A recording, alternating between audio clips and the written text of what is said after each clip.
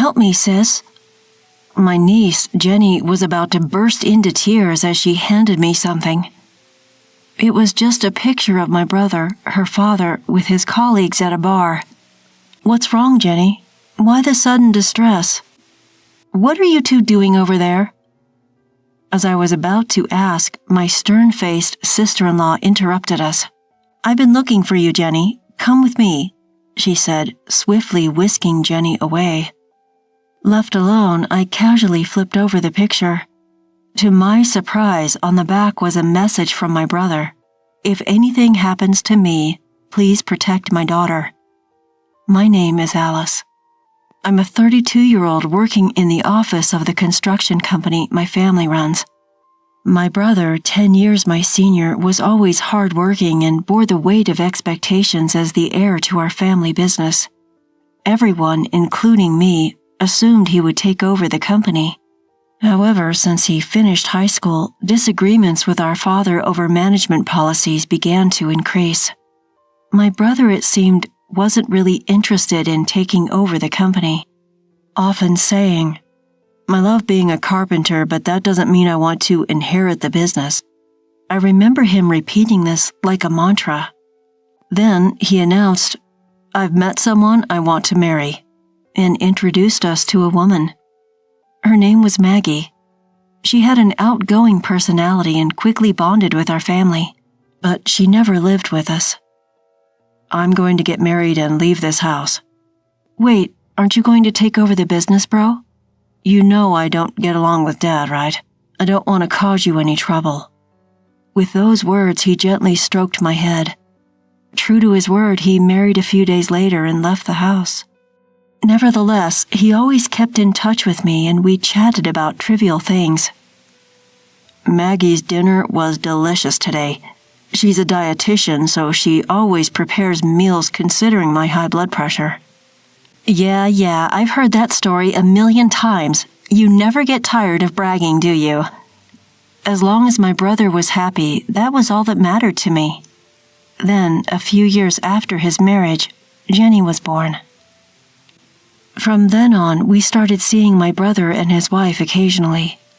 They seemed blissfully happy, and Jenny was growing up healthily, loved by both parents. Around the time Jenny turned 10, there were talks within the family of mending ties with my brother. We all hoped to recreate the times when the family used to laugh together. However, that wish was not to be fulfilled. One day while I was at work, I received a rare call from my sister-in-law. While it wasn't unusual to get calls from my brother, it was strange to hear from her. Worried, I immediately picked up the phone. "Hello, sister-in-law?" "Oh, Alice." "What's up? It's rare to get a call from you." "Calm down and listen. Your brother, Jake, he fell from scaffolding at work and was taken to the hospital. He slipped because of the rain." The news was so sudden. I felt as if time had stopped. My mind went blank. Immediately, I called my parents, who were also at work, and we hurried to the hospital in the pouring rain. When we were led into the hospital room, we saw my brother, his skin pale. From the moment I saw him, the reality of the phone call hit me, and I collapsed onto the floor. "Bro?" The voice I managed to squeak out was so feeble that I startled myself and a wave of sorrow washed over me. At the bedside, my brother's wife was bawling unabashedly like the heroine of a tragic tale. Her wailing was so intense that it made me hold back my tears and just stare at her, but I felt a strange unease about her behavior. Then Jenny, standing next to her, was looking down, her face pale, not shedding a tear but trembling as if she were terrified of something.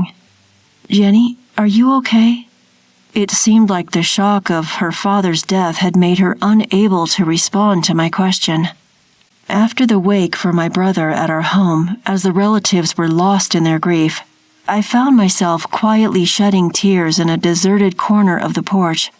The photo in the memorial portrait seemed to be a recent one. My brother looked a little worn out, but his expression was peaceful. I wonder if my brother lived a happy life. As I thought about this, an image of Jenny came to my mind. The last time we talked, my brother, who loved his daughter dearly, happily told me about how often he took her to amusement parks and zoos. Jenny must be struggling after losing her father. Thinking about my niece's feelings, I felt tears well up again, but then I heard a familiar voice calling out to me. "Sis."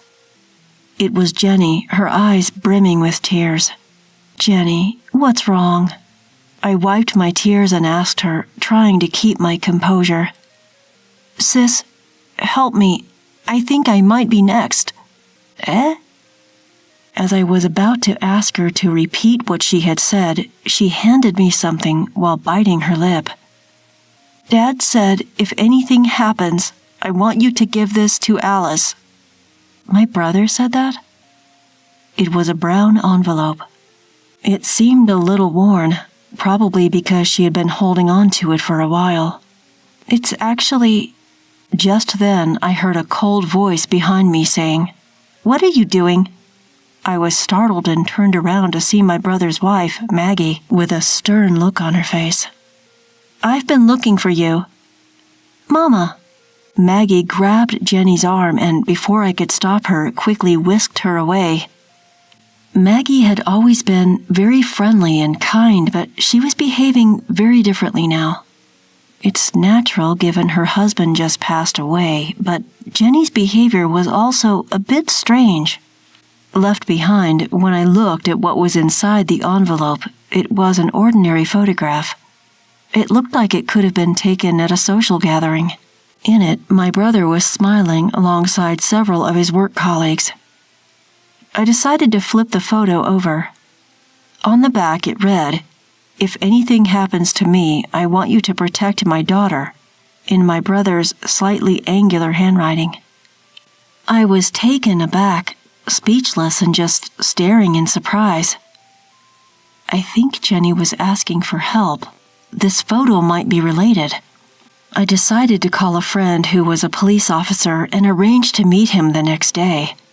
Normally, the funeral would have been conducted the day after the wake, but the crematorium was not available due to a certain day of the week, so we had a day off. This extra day allowed me to uncover the truth behind my brother's death. The next morning, when I arrived at our meeting place, he was already there waiting for me. "Sorry for calling you out of the blue." "Hey, don't worry about it. I was off duty. So what's up?" "Well, it's just that..."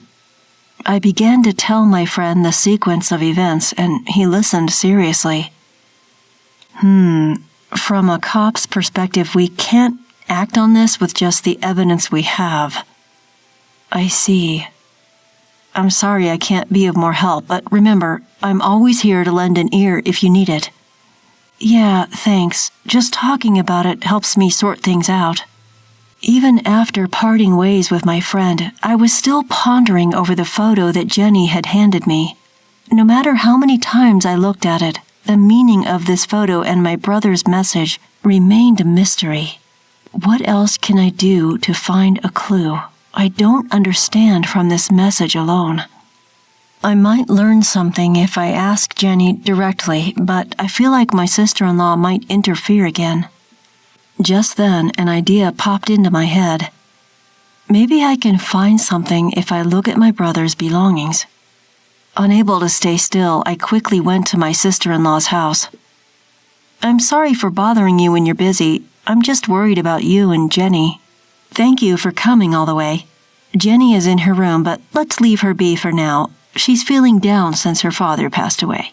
As she said that, she invited me into the living room. She was always tidy and the house was always well kept, but today it felt rather bleak. Oh, there's nothing of my brother's here, and the family photo that was here the last time I visited. There was nothing to suggest that my brother had been here. Desperate to find anything left behind by my brother, I scanned the room. Maggie brought me some tea and homemade pickles. What caught my eye was a light purple bracelet like a rosary on Maggie's wrist. It didn't seem to match her or my brother's taste, and I felt a sense of discomfort as I thanked her for the tea and tasted the pickles. Wow, it's so salty. These pickles are really salty, aren't they? I quickly gulped down my tea to wash down the extreme saltiness of the pickles, but Maggie just tilted her head, saying, "Really? I don't think so." Maggie, a dietitian, made delicious meals that my brother looked forward to so much that he would rush home from work.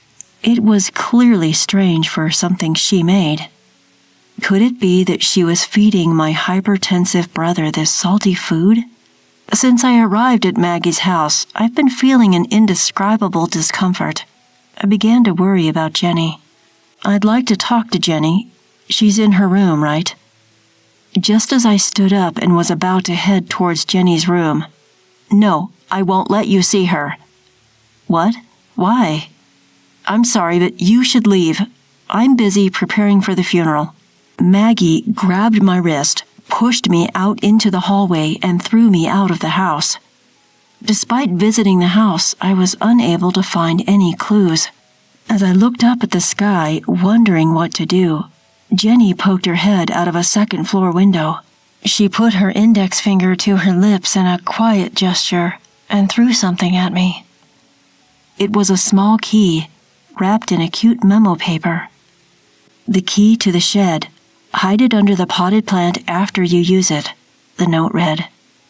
When I silently showed a thumbs up to Jenny, she silently nodded and gently closed the window. I went to the backyard to avoid my sister-in-law and used the key I received to open the shed. Inside, it was packed with my brother's belongings. Among them, I found a diary. Jake was a diligent person and had been recording his daily events in a diary since he lived at home. There was something unbelievable written in there. The seasoning of the food had become heavy, and even when he pointed it out, she said, "Leave it to me, I'm a dietitian." And he couldn't get her to take it seriously. His health had been declining recently. Furthermore, the reason why Jake left that photo was also recorded. I'll never forgive this. The next day, many people, including relatives and Jake's colleagues, gathered at the funeral. When Maggie took the microphone to give the bereavement address, I stood up and stopped her. "I have something I want you all to hear." "Oh, Alice? What's wrong?" Ignoring Maggie, who was surprised by my sudden action, I stepped out in front of the family. Jake's death wasn't an accident. The hall was in an uproar at my words, and Maggie had a very stern look on her face. "What are you talking about? My husband slipped off the scaffold at work and fell." I showed everyone Jake's diary. "Everything is written here. My sister-in-law, who is usually good at cooking, started making heavily seasoned dishes, and Jake's health started to deteriorate. It's strange, isn't it, Maggie, to not only serve salty pickles and soup to Jake, who has high blood pressure, every day, but also to insist that he eat everything without leaving any?" "I don't know anything about that. I was careful with his meals every day." Ignoring Maggie, who seemed to be playing innocent, I pulled out another piece of evidence. "This is a photo that Jake left for me. At first, I didn't know what it meant, but when I visited your house yesterday, I understood. The person in this photo is wearing a bracelet that matches the light purple bead bracelet you are wearing."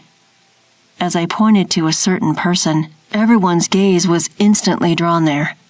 "Mr. Johnson, you and Maggie were having an affair, weren't you? Even though you were a colleague whom Jake trusted the most, why did you do such a thing?" As the hall began to stir, Maggie glared at me with a stern expression, and the man looked pale and nervous. Mr. Johnson was a familiar face to me as well. He had been a good friend of Jake's since Jake graduated from high school and started working, and he had visited our house many times. His wrist, wiping the sweat from his forehead, revealed the same bracelet as Maggie's. I'm sure Jake was struggling a lot, knowing that the colleague he trusted was his wife's affair partner, and that he might even be targeted for his life. That's why he couldn't tell me directly, and leaving this photo was all he could do. As I spoke to Mr. Johnson, choking back tears, he broke down crying and held his head. What? A diary and a bracelet can't be evidence of an affair or killing my husband.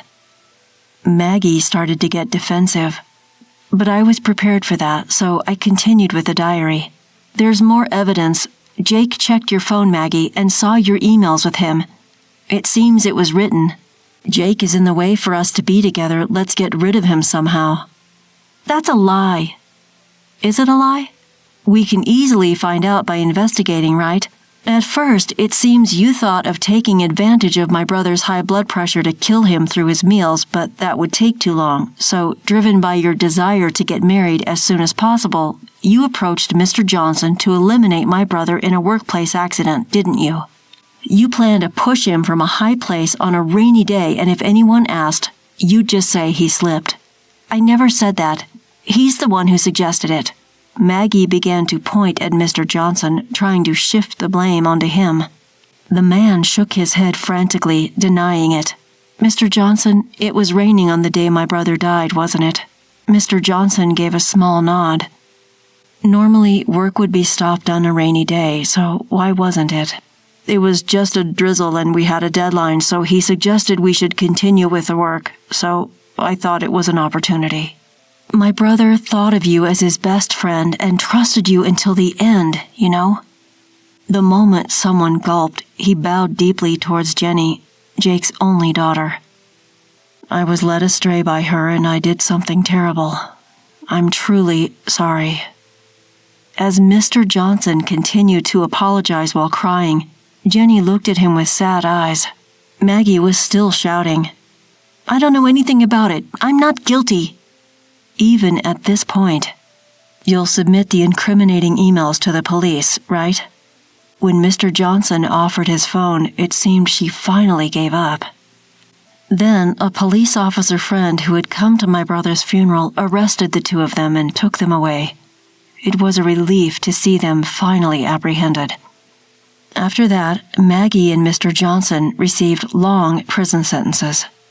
Thanks to the lawyer I hired, Jenny was able to receive $100,000 from a system called Victims' Compensation Program, which is designed to help the bereaved families of victims recover a peaceful life as soon as possible. Jenny was in shock from the incident and lost her spirits for a while, but I adopted her as my child and she has started to show more smiles. I decided to pour a lot of love into this child, in place of my brother.